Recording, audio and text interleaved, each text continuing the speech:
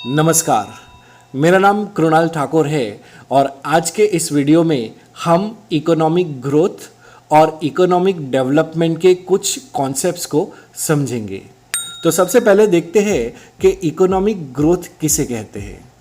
तो economic growth means an increase in GDP compare to previous year.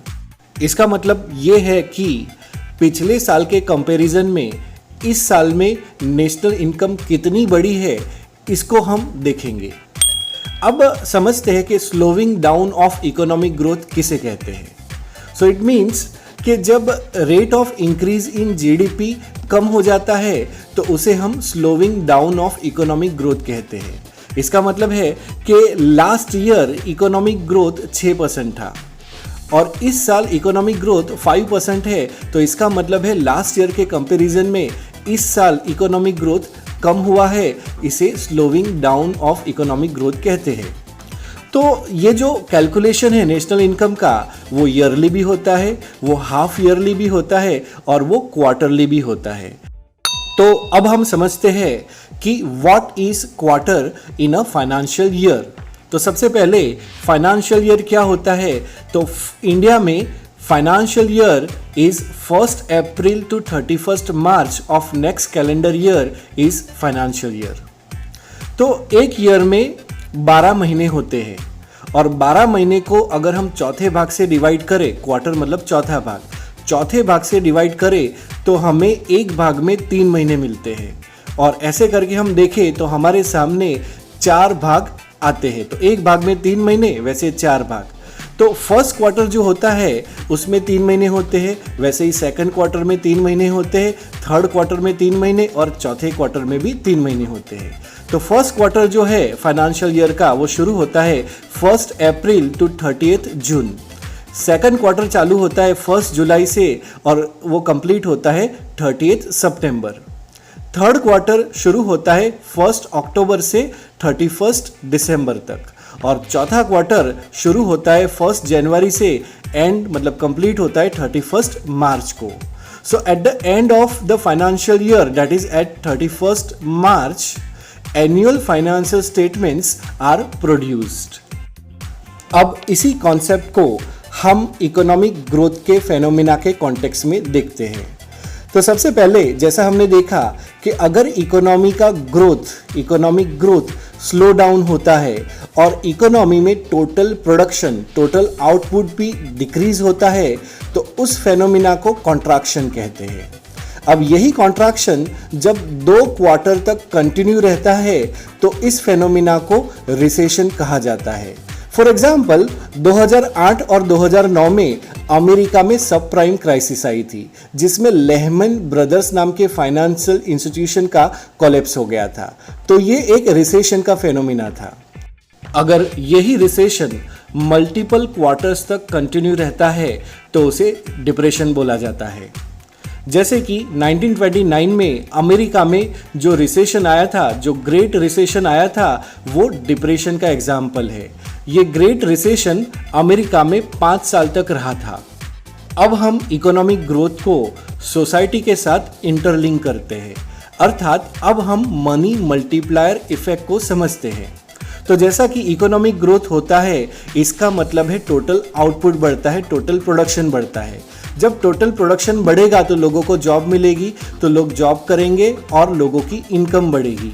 लोगों की income बढ़ती है तो उसके साथ साथ लोगों का परचेजिंग पावर भी बढ़ता है और जैसे ही लोगों का परचेजिंग पावर बढ़ता है तो लोग नई नई वस्तुओं की डिमांड करेंगे। जैसे पहले साइकिल पर जाते थे, अब पैसे ज़्यादा आ गए हैं, उनकी कैपेसिटी ज़्यादा है परचेज करने की, तो अब वो बाइक खरीदेंगे।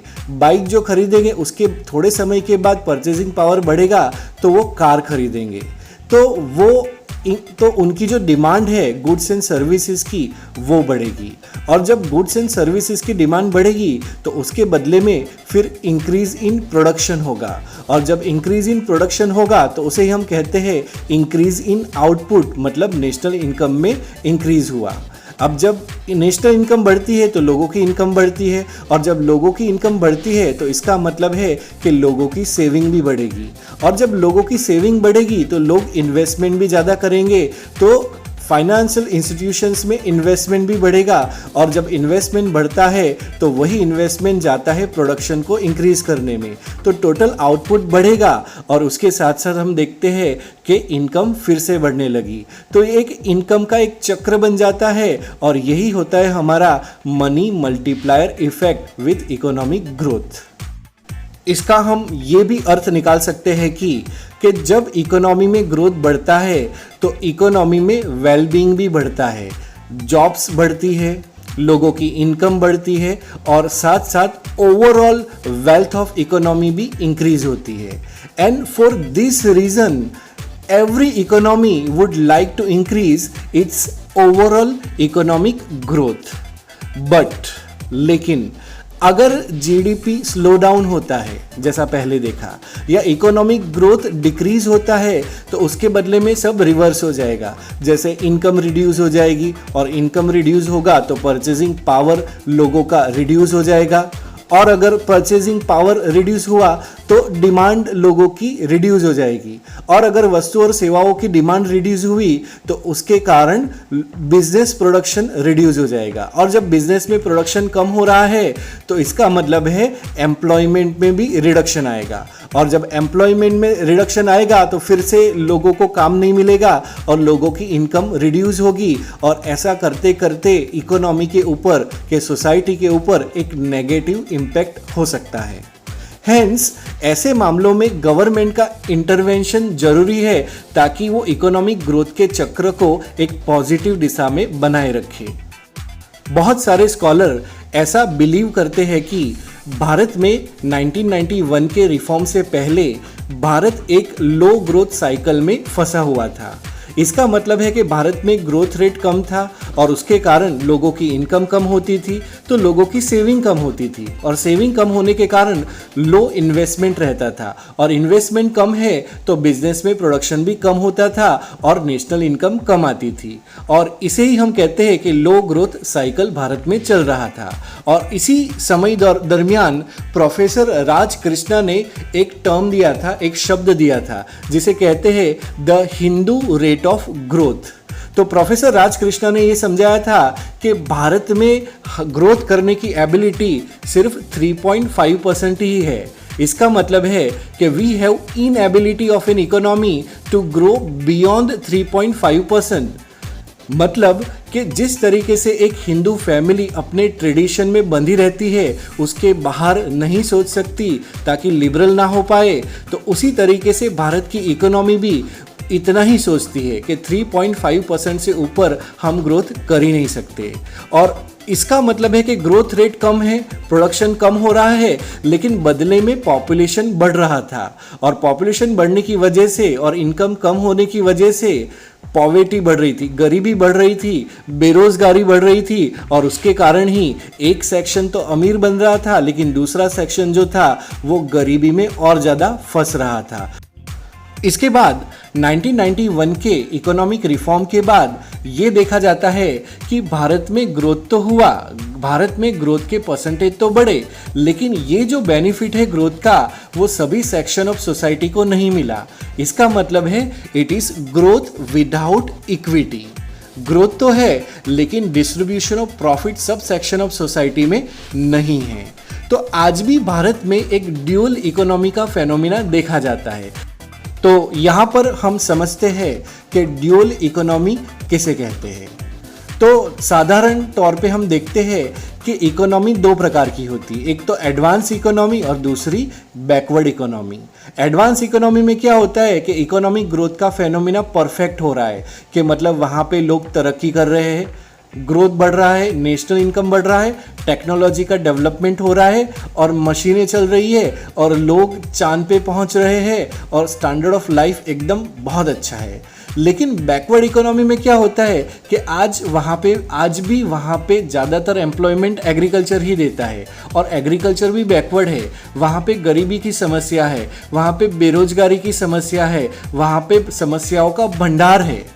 तो अब हम देखें कोई ऐसी इकोनॉमी है जिसमें ये दोनों फीचर मौजूद है, मतलब इकोनॉमी ऐसी है जिसमें एडवांस सेक्शन भी है और उसी के साथ साथ side by side backward section भी है। तो ऐसी इकोनॉमी को हम ड्यूअल इकोनॉमी कहते हैं। सो इसकी डेफिनेशन है कि dual economy is the existence of two separate economic sectors within one country divided by different levels of development, technology and different patterns of demand. It means existence of high and advanced class and also existence of backward class in the same country, in the same region. तो आज हम देखते हैं कि भारत में ऐसे भी लोग हैं जो बहुत ही अमीर हैं, बहुत ही एडवांस है, और उसी के साइड में हम देखते हैं कि कुछ सेक्शन ऑफ सोसाइटी ऐसे हैं जो अभी भी गांव में रहते हैं, अभी भी बैकवर्ड है और अभी भी टेक्नोलॉजी से अनजान है। ऐसी ड्यूअल इकोनॉमीज हमें most commonly less developed countries में ही मिलती है, जहां पे one sector is gear to local needs and another to the global export market. अब हम समझते हैं कि ट्रिकल डाउन थियरी क्या है। तो ट्रिकल डाउन थियरी के मुताबिक स्कॉलर्स ऐसा मानते थे कि कोई भी इकोनॉमी हो उसमें 3 वर्ग जरूर होता है। पहला high class, that is advance section of society, number 2 middle class and number 3 the weakest section, that is lower class. और इनका मानना कुछ ऐसा था कि अगर इकोनॉमी में हाई ग्रोथ होगा तो उसका बेनिफिट सबसे ज़्यादा पहले तो हाई क्लास को मिलेगा।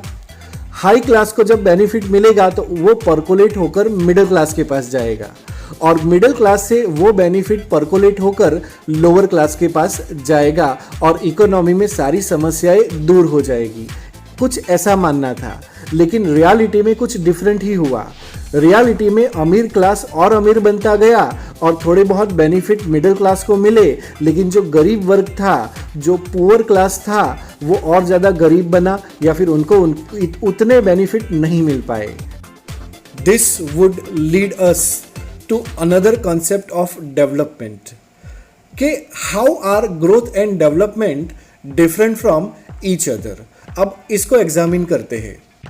इकोनॉमिक ग्रोथ एक क्वांटिटेटिव कॉन्सेप्ट है जिसमें रियल जीडीपी बढ़ा के नहीं बढ़ा इसको देखा जाता है, जिसमें रियल पर कैपिटा इनकम बढ़ा के नहीं बढ़ा इसको देखा जाता है। जबकि डेवलपमेंट कंसेप्ट है ये एक क्वालिटेटिव कंसेप्ट है जिसमें हम ह्यूमन डेवलपमेंट इंडेक्स को देखते हैं।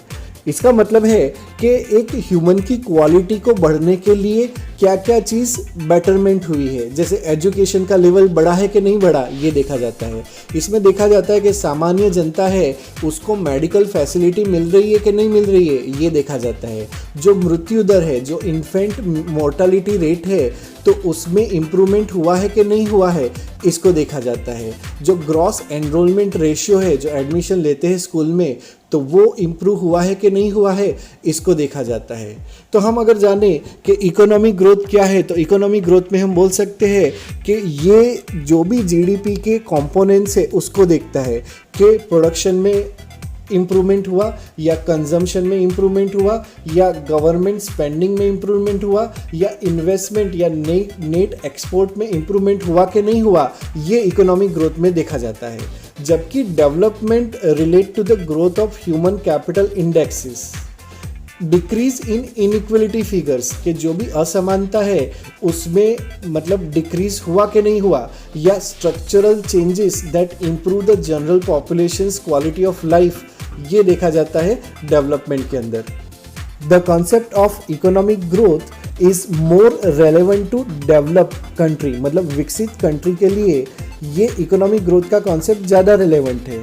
लेकिन भारत जैसी डेवलपिंग कंट्रीज के लिए इकोनॉमिक डेवलपमेंट का कॉन्सेप्ट ज़्यादा रेलेवेंट है, क्योंकि हमारे यहाँ पे पॉवर्टी, अनएम्प्लॉयमेंट जैसी समस्याएं ज़्यादा है। लेकिन it should be noted here that कि इकोनॉमिक ग्रोथ को हम इग्नोर नहीं कर सकते, या कोई भी देश इकोनॉमिक ग्रोथ को इग्नोर नहीं कर सकता, क्योंकि इकोनॉमिक ग्रोथ होना एक प्री कंडीशन है to have the better economic development.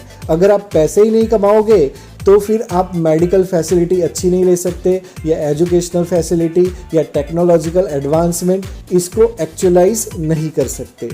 Basically economic development is concern with structural changes in the economy. तो अब हम समझते हैं कि इंक्लूसिव ग्रोथ किसको कहते हैं, समावेशी विकास किसको कहते हैं। तो इसकी डेफिनेशन कुछ ऐसी कहती है कि जब भी इकोनॉमिक ग्रोथ होता है, the benefit of the growth is reaching to the lowest of the lowest section of the society, then it is called as inclusive growth। इसका मतलब है कि अगर कोई भी बेनिफिट होता है तो वो एडवांस सेक्शन को तो ऑटोमेटिकली मिलना ही है, लेकिन उसका बेनिफिट यदि किसी एकदम कमजोर तबके के लोगों को मिलता है, जो weakest section of the society तक पहुंचता है, तो ही हम ऐसे विकास को इंक्लूसिव ग्रोथ कहते हैं, समावेशी विकास कहते हैं। तो अब हम समझते हैं कि सस्टेनेबल डेवलपमेंट किसे कहते हैं, मतलब सतत विकास किसको कहते हैं। तो उसकी डेफिनेशन कुछ ऐसी है कि ऐसा डेवलपमेंट होता है, मतलब that development which is satisfying, which is meeting the needs of present generation without compromising the ability of the future generation to meet their own demands, then that development is called sustainable development। मतलब ऐसा विकास जो present generation है उसकी demand तो fulfil करेगा, लेकिन कुछ इस तरीके से करेगा कि जिसके कारण जो फ्यूचर जनरेशन आने वाली है उनकी एबिलिटी के ऊपर कोई नेगेटिव इम्पैक्ट ना पड़े। तो ऐसे विकास को हम सतत विकास या सस्टेनेबल डेवलपमेंट कहते हैं। उदाहरण के लिए हम समझते हैं कि यदि हम कोयला यूज करते हैं या फिर हम पेट्रोल यूज करते हैं और विकास करते हैं, तो उसे हम सस्टेनेबल डेवलपमेंट नहीं कहते, क्योंकि कोयला हो या पेट्रोल, ये फ्यूचर में ख़त्म होने वाला है, उसका लिमिटेड स्टॉक है हमारे पास। लेकिन अगर हम सीएनजी का यूज़ करते हैं या फिर हम विंड से जनरेट होने वाली इलेक्ट्रिसिटी का यूज़ करते हैं या फिर हम सन से जनरेट होने वाली इलेक्ट्रिसिटी का यूज़ करते हैं, तो ये रिन्यूएबल रिसोर्सेज है। तो इसका मतलब है ये फ्यूचर में ख़त्म नहीं होने वाले और विकास करते हैं। तो इस विकास को, इस डेवलपमेंट को हम सस्टेनेबल डेवलपमेंट कहते हैं। सस्टेनेबल डेवलपमेंट के 3 पिलर हैं। नंबर 1 इकोनॉमी, नंबर 2 सोसाइटी और नंबर 3 एनवायरनमेंट। अब ये 3 प्रिंसिपल इनफॉर्मली इस तरीके से भी रिप्रेजेंट होते हैं, जैसे इकोनॉमी प्रॉफिट को रिप्रेजेंट करती है, सोसाइटी पीपल मतलब लोगों को रिप्रेजेंट करती है और एनवायरनमेंट प्लेनेट को रिप्रेजेंट करता है। तो अब हम समझते हैं कि ग्रीन जीडीपी किसको कहते हैं। तो नेशनल इनकम के कैलकुलेशन में या जीडीपी के कैलकुलेशन में जो अमाउंट आता है उसमें से जो एनवायरनमेंट का डिग्रेडेशन हुआ है उसका मॉनेटरी वैल्यू निकाल के जब नेशनल इनकम से माइनस किया जाता है तो जो अमाउंट मिलता है उसे ग्रीन जीडीपी कहते हैं। अर्थात green GDP is equal to GDP minus monetary value of environmental degradation. तो यहाँ पर हम इकोनॉमिक ग्रोथ और डेवलपमेंट से जुड़े कुछ कॉन्सेप्ट्स को कंप्लीट करते हैं। अगर ये वीडियो आपको पसंद आया हो तो प्लीज़ इसे लाइक, शेयर और सब्सक्राइब जरूर कीजिएगा। ये वीडियो देखने के लिए आपका धन्यवाद। Thank you.